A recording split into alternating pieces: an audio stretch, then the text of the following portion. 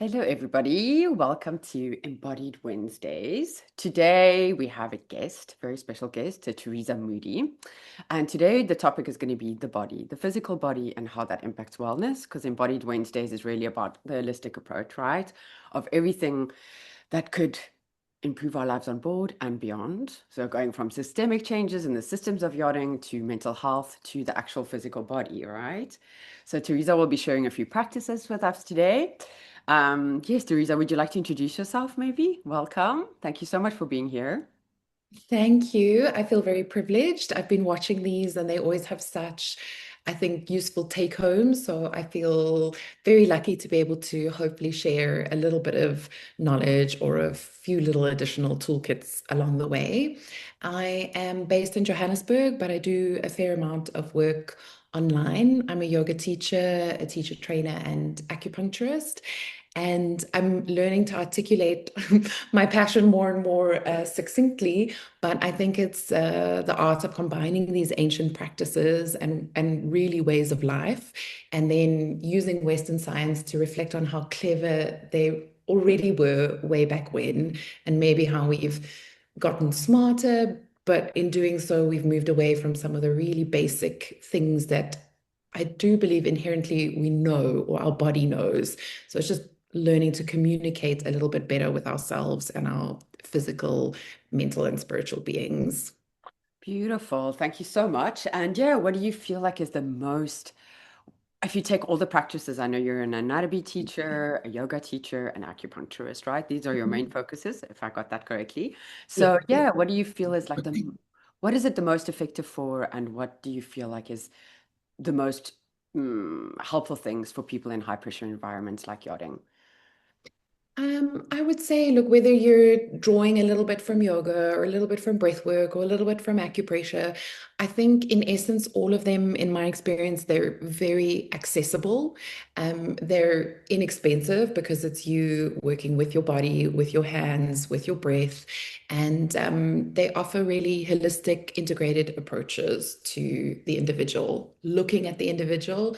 Um, Also, I have not worked on yachts, but I reflect on boarding school and like confined spaces. And I think even that in itself, there's got to be a fine art to what works and what doesn't, just from the practicalities of the space that you're in and the way that you work and you're on a boat moving on water between land is quite something.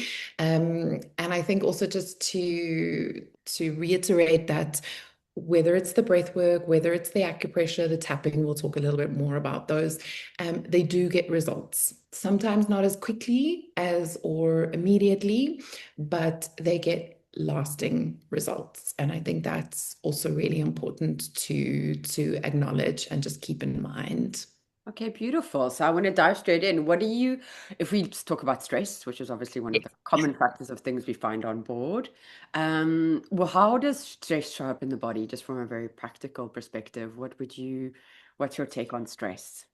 Stress, our modern day plight. I think that stress shows up differently for different people. All right. And I think in different environments, and everyone has different coping skills, everyone has a different level of tolerance for maybe how much emotional load they can hold. But I would say just early warning signs for yourself or for someone in a high pressure environment to be looking out on are things like quality of sleep, subtle things like have you lost your appetite? Are you even thirsty in the day? Just noticing normal daily bodily functions that shift, that you can override, that you're already overriding. When you have got to the point that you're thirsty, for example, your body's already dehydrated, but we don't even acknowledge that. And I think then obviously there's pain in the body, and that can look like tension in the shoulders, pain in the lower back, standing pain in the feet. It's those, I suppose, receptors saying to the body, oh, Mm. I'm tired. I'm a little overstrained, overworked, overtaxed. But I would say really to acknowledge it's different for each individual, and then to already just, you're stepping into a high pressure environment. And then of course there is some irritability, right? It reflects in how we interact with the people around us. And what I'm hearing is these are all protective mechanisms to help you, like showing up to help you to take care of yourself. That's beautiful. Yeah. So we've got lower back, back pain, feet, irritability, sleep, not being aware of our bodily functions anymore, like whether it be thirst or even hunger, right? So we're Yes. bypassing our system basically. Wow, that's beautiful. Okay. And then another thing, which I absolutely love, moving on from stress, is the breath, right? I really wanted Mhm. to take a moment with the breath because I think it can be so helpful, right? For so many things. Yes. Um, yes, what is your, I mean, I feel like the breath is a superpower, right? For so many different things. Um, Maybe starting with how does shortness in breath show up in stress? Why does that happen when we do feel stressed? When we start having shallow breathing and we feel like, or maybe even anxiety, I guess. Yeah. Yeah, I agree with you. I think breath is a superpower. I think it's underutilized, underrated. It's getting more momentum, which is wonderful.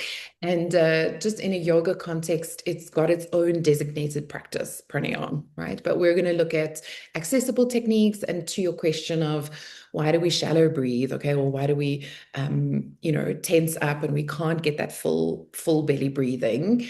And that's got a lot to do with nervous system. That's got a lot to do with fight or flight response and nervous system regulation. And if we can slow the breath down, okay, everything is also interrelated. So we learn, if you study anatomy or physiology, you learn these individual systems, but we forget they're all functioning at the same time. When we learn, we look at things in The system, isolation, right? but the system, yeah, the system, it's like if you, I'm sure just anything, if you use the analogy of yacht crew, okay, there are many different layers, but everybody's got to do their part. Mm. And we have to keep communication in the body, much like on board, flowing as seamlessly as possible. So when one system gets a little bit shaken up or is uncertain or feels under threat, it's got the potential to act out. But what may be the way to look at it is when we notice that shortness of breath, to take it as like a self-check-in mechanism almost. And that's an opportunity to go, okay, hang on. Can I take a deep breath? Can I slow that breathing down? Why is my heart rate elevated? Because if there's shortness of breath, it's going to make the heart go faster. If the heart's going faster, it's going to interrupt the breathing. So it's using the breath as an anchor, as a bridge to all those different systems. Like you said, the ultimate superpower. Yeah, beautiful. And it's also having that relationship and that awareness with your body and breath, right? To realize, oof, okay, my breath is changing. Oh, that's beautiful. Yeah. Would you mind maybe just guiding us through a short little practice that you think could be helpful when we do feel that stress kicking in and that shortness of breath coming up and yeah, just feeling like a little bit shallow in our breath, right? Okay, so I have two favorites, and because when the brain is busy, it's maybe really hard to just belly breathe, to like get the lower abdominal to expand. There are two practices. We're going to do four part, but there's another one, humming bee, which you just hum on the exhalation. So there's really nothing you need to teach, but you would breathe in. And then when you exhale, just a little, so maybe you can do it in the shower. Maybe you can do it when you're walking outside on deck. And if people think you're silly, you can just sort of say, I'm humming a song. Even humming to music is really good. And it makes you laugh. Okay. Both of these practices affect the vagal toning, affect the vagus nerve, but they're what we call calming practices. Okay. Mm. The four part I'm going to demonstrate because it is quite mainstream, it is quite popular. I like the counting, I like the breath hold, and the flow of it. Okay. So the practice is that we'll inhale for a count of four, we'll hold for a count of four, we'll exhale for a count of four, and then we'll hold again. And I'll do 3 to 5 rounds with you together now. And just super gentle in your own practice. You could spend 3 to 4 minutes doing it. You could do it as part of maybe a little bit of a morning routine before you go to bed, but it's really just, I think, an introductory practice that we'll do together now. And it's Um, calming, I'm guessing, it's right? a calming, yes, yes. It's what we call hypoventilating, which means lowering the nervous Opposite of system. hypo, right? Yes. Yeah, they're two words that sound far too similar. Like I really wish they'd found an alternative. But yes, hypo, not the hyper. Mm. Okay. So important to do this to have both feet flat on the floor. Okay. Breathing and posture are interrelated. So they already work in quite a nice synchronicity. So just an awareness of the shoulders and an invitation to close the eyes if that feels welcome to the body. I will count out loud, but before we do the count, I'd like us to do just what I call a preparatory breath. So you're going to take a nice big breath in through the nose, side out, empty the lungs. And then we inhale, 2, 3, 4, holding, 2, 3, 4. Exhale, 2, 3, 4, holding, 2, 3, 4.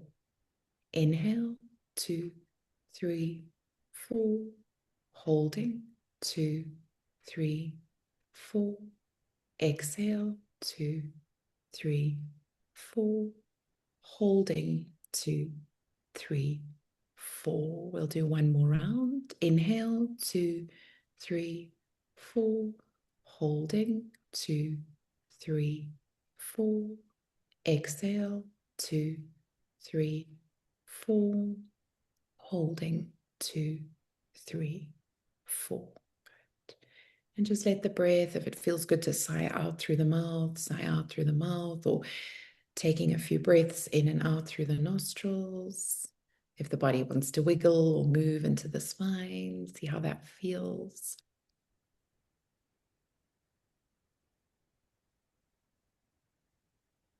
And just when you feel ready, you can blink the eyes open.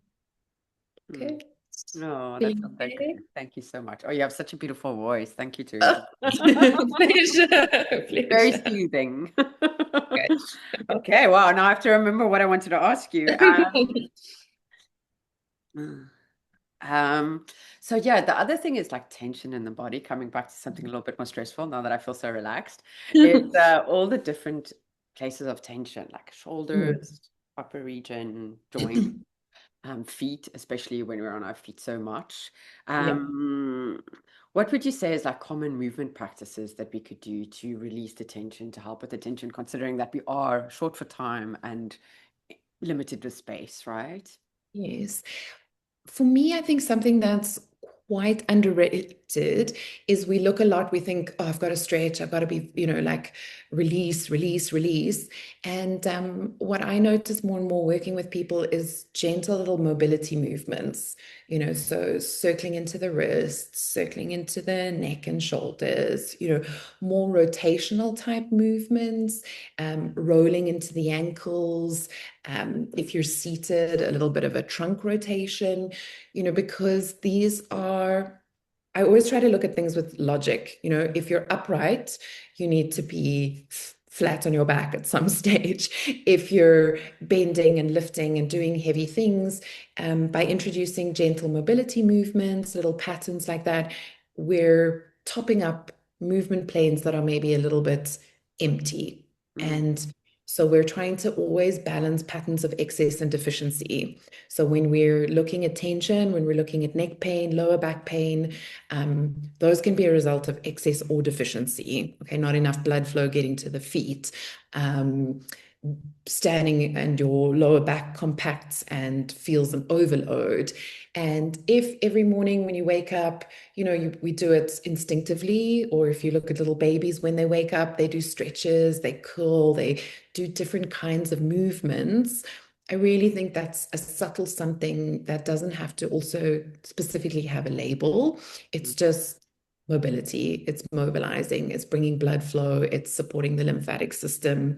You don't need a lot of space, but you're moving in opposite ways to what you're doing all day. I feel like that could be really, really complementary helpful. to and realistic maybe also in terms of time allocation, making it a habit, Yeah. those kinds of things. Absolutely. And I think sometimes we want to go to really complex things, but sometimes really simple things is also the answer, right? It's like jumping from 100 to a zero. We could start at two, maybe, right? Would be already a good start. Exactly, exactly. Yeah, and I think honoring and rewarding yourself, even for making smaller changes, even for introducing a smaller something, rather than adding this additional layer of expectation or pressure or in this really chaotic. Well, I'm speaking ignorantly, but I assume what can feel quite chaotic and frenetic on Busy, board. right? Really busy, right? Yeah, beautiful. So it's having that awareness and just giving yourself that micro break and maybe more repetitively over the day. Yeah, that's Yes, beautiful. exactly. And Yeah. another thing that's like Yeah. very just sort of like which is quite common, I think especially Mhm. is like bad blood circulation and heavy legs, especially when Okay. you're standing. Is there anything that you could recommend for that that you feel like? Yeah, absolutely. So when you have that lassitude, that heavy legs in Chinese medicine, we talk about a spleen qi deficiency, which basically just means you're running on empty. Okay, you're pretty depleted, which I think is obvious, and it relates to lymphatic system. Okay, so those nodes are not able to like circulate things because again, the ratio of sleeping and resting to standing, we know is out of whack. There are really good pressure points, or even just massaging into the feet. If these are your toes, and you can think of these little webbed spaces again, so maybe you layer that in. You do a few little ankle rolls. You grip into the toes, and you give a little bit of a massage. So of the if it were your feet, okay, so between we have lymph nodes all through the body, but we're talking specifically feet and heaviness in the legs. We could give it a little bit of a squeeze, a little bit of a massage, and you'll be surprised at how sensitive those areas can be between the webbing of the toes. Yeah. Obviously, first prize is if you can lie with your legs up the wall, okay? But I don't know what that looks like. If you can find the space and a moment, even if you can bring the soles of the feet to touch up against the walls, and then above the Sorry, collarbones. just slow you down for a Yes, second. What yes, is the of course, of advantage course. of putting the legs up against the wall? Because we hear it so often, but I would just like to know what Okay. it helps with. Yeah. Yeah, absolutely. It helps the lymphatic system. Okay, it's a Mhm. little bit technical, but just I think quite powerful to know is that the lymphatic system doesn't have its own pump. Okay, so it's this system in the body with nodes and ducts, but and it's absorbing. Okay, it's like the refuse collection in the body. All right, but it's different to muscles. Muscles contract and release with blood flow. The lymphatic system feeds off muscle contractions. It feeds off the fascial system and uses that to pump everything up to the bigger lymph ducts that absorb and break down. So if you think of a little system, refuse collection system in your body, um, the main centers are here, higher up in the body. So we've got to transport all of that back to those for them to be recycled. Okay, the Mm. recycled plant is higher up in the So what body. I'm also hearing, if the muscles aren't working correctly, and it's kind of dependent on other systems to Exactly. function correctly. Yeah. Okay, Exactly. So beautiful. when we put the legs up the wall and we support that lymphatic drainage and we support the blood flow back up to the body. And I'm just curious, if we don't necessarily have a wall, if we just put our legs up and we're lying on our back, could that be helpful? Or is it the same? Absolutely. Okay. We don't need Absolutely. the weight of a wall necessarily. Yeah, I Oh, mean, you just don't want the legs to be because, um, I have big thighs. I've dealt with it, but our muscles in our legs are really heavy. Okay, so we need some kind of so the legs can be up, but just that you're not straining. That you're not then you need to be passive. I think is what I'm trying to so there say. is So a little bit of a release in the little way bit of that a they're. release Mm. and the nervous system, lymphatic system, all of them all the brain is getting the message like, oh, okay, we're in a more of a parasympathetic state. I can rest, digest, I can feed all this stuff back. So just making sure you're not creating tension in the body, however you're creating that release of legs up the wall. Okay, I love that. Yeah. And the other question was another struggle, which Mhm. is real, is yeah, sorry to bring us all your problems, right? Oh, no, Uh, wonderful. Yeah, it's the lack of sleep and managing, not struggling to shut down, right? When we're so wired and so go, go, go. Yes. It's really hard sometimes when you do finally get the opportunity to sleep, right? Like whether that be yachting, hospitality industry, it's such a common, like all high pressure environments, right?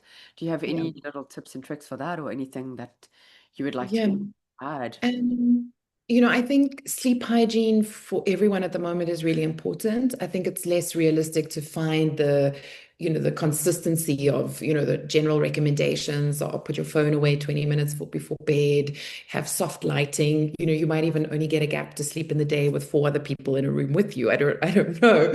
Uh, But Usually it's two, but yeah. better too. So certainly it's to put your phone away. I think we have this false sense of security that like you can be on your phone and you'll eventually fall asleep. No, phone away. Um, and there are some really wonderful tapping sequences. So, for example, if you just take your fingertips and tap lightly on your forehead, just gently, okay, just for a few minutes or so. There's a really good extra point here called yin tang, which helps to calm the mind. It just helps to settle the nervous system and helps with sleep. And then the other ones, if you can feel that little bone behind your ear, just to the base of it on either side, it's a point called Anmyan, which translates to sleep gate. So it's a really good also extra point just to tap behind the ears. All of our yang channels, all of our upward dynamic energy sits in our face. And when we are in that hyperarousal state, we need to get some of that energy to move, to lower down, and to also just give a little bit of a message. It's sleep time. And if you can build these little routines, they become more familiar and the body activates and responds a little bit faster each time to them. So I would definitely recommend trying that. Okay, beautiful. I love that it's really simple and accessible, right? Which is great. Yes. And I know that you're also a very big fan of Yoga Nidra. If ever you guys are interested, Teresa has a Yoga Nidra online, which I've listened to, and it definitely helps you fall asleep. I've tested it. How does Yoga Nidra work and why do you feel it's so effective? Um, so I think what I love the most about Yoga Nidra is it is a guided meditation. And I feel like sometimes asking yourself to be still, to self-guide a meditation, or to just observe your thoughts and not attached to them might be unrealistic. Okay, your nervous system's already overloaded, and the way Yoga Nidra is designed in terms of the language and the scripting is it takes you to not full sleep, but deep rest. And so just above, like when you travel or you're on an airplane or a car and you're like head dips and you wake yourself up, it's like you just tipping into that space, but you're not quite there. So Yoga Nidra is giving you the opportunity to be in a very restorative space in terms of your brain functions, your nervous system. And because it doesn't drop you into that full deep sleep, it's also kinder to the nervous system. So we're not asking you to be here and drop here and then 20 minutes later find yourself back here again. Okay. So it supports the regulation. It's got the potential to support your nervous system regulation, I feel, in a really wholesome way. And also, there is a lot of research on them, but it comes back to my favorite thing of quality, not quantity. You can do a 15-minute Yoga Nidra, and it's really powerful. You can also use Yoga Nidra, they're one specifically to help you sleep. But, Okay, so what you I'm know, hearing is there's one that you can use as a reset if you have like a 15-minute break, and then there's another absolutely. one you could listen to before you go to bed if you Yeah, want like extra help falling asleep, if you're really struggling exactly. and tapping might not be Exactly. enough. Okay, Yes. Yeah. beautiful. Yeah.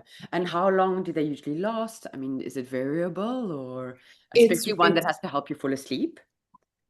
The ones for insomnia can be up to an hour, but the idea is that you listen and then you eventually fall asleep during the yoga nidra, so that they're longer.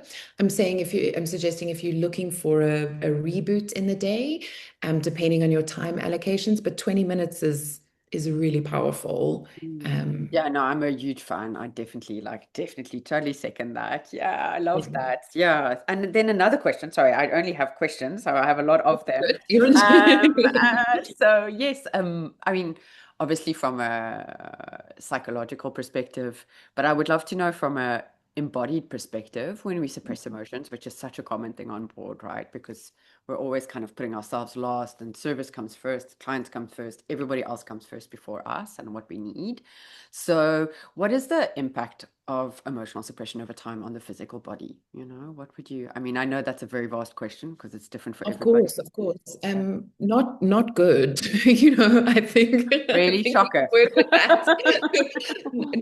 Not good Mm. and not sustainable, Mm. And I think if we come back to, the roles and what the lifestyle looks like on the boat, um, you, there's a lot of pushing through, So let me suppress this because in this immediate moment, it feels like it's better, like it's less volatile, it's more contained.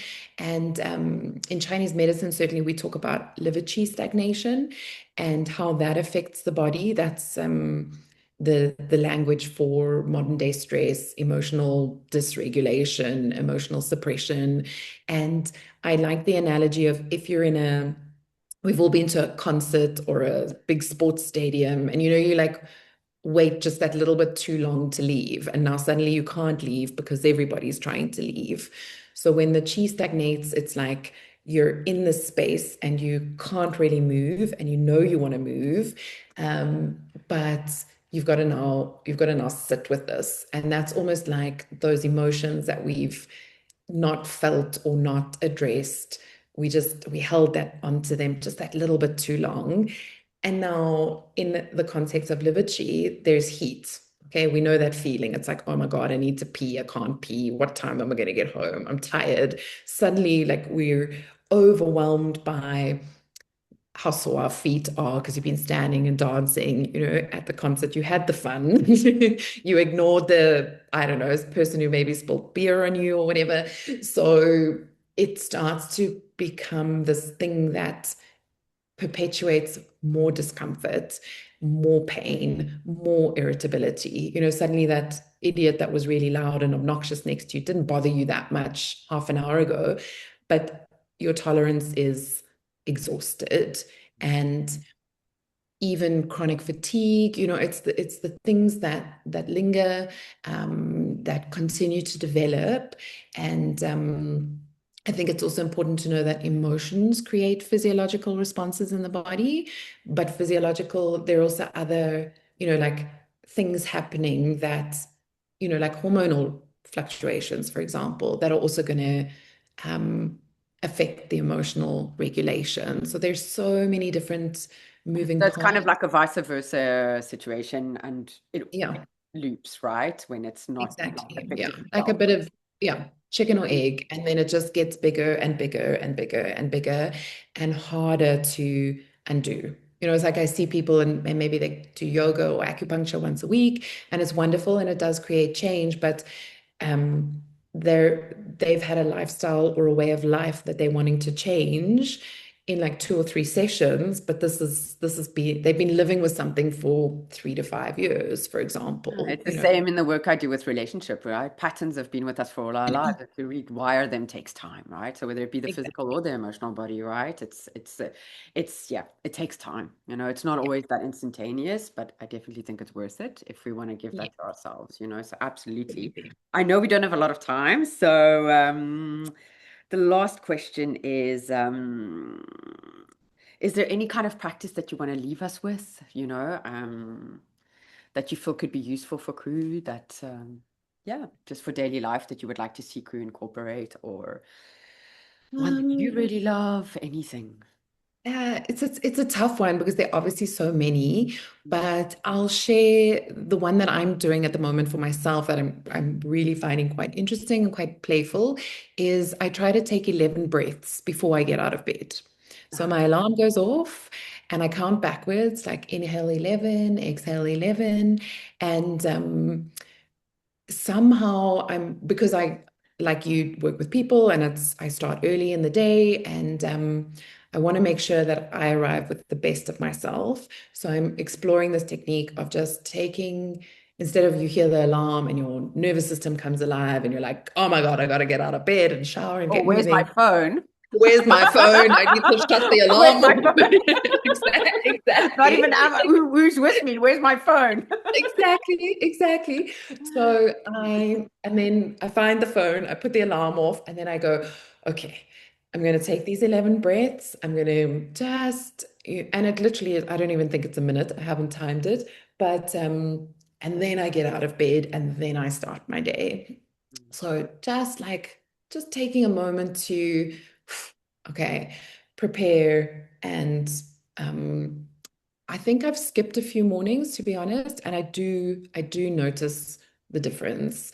And You maybe yeah, just run us through it for a second, or just a shorter version of it, whatever yeah, you of have course, time of course. for. Thank you so much. Um, of course. So you've woken up, you're lying in bed, and likewise, so we'll take that little preparatory breath. So I take a nice breath in through the nose. I let myself sigh out through the mouth. And then it's inhale 11, exhale 11,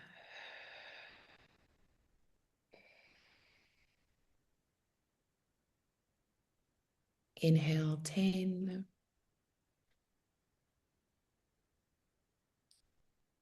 exhale 10,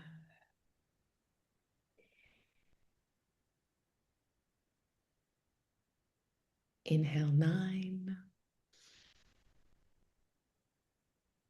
exhale 9. And then the practice would obviously continue in that way to 1. And sometimes I spoil myself and I give myself a second round of 11 breaths. Like if I feel that I really have a long day ahead of me. So that's what I'm saying. Like Well, a just little, wonderful reason to stay in bed for 11 counts more, right? and Yeah. it's winter here. So anything, any excuse. Oh, beautiful. Yeah. But thank you so much, Teresa. I love that. So I'm going to join your Instagram at the bottom, so where people can find you to join you. I know you work online and in person. I know a lot of Yaris do come from Joburg. There are a lot of people from South Africa too that follow here. So if ever you want to reach out to Teresa, you know where you can find her. Thank you so much for your time and your Thank presence. I you. Thank appreciate you it for so having much. me. Okay, have a beautiful day over there. Thank you. Bye. Bye.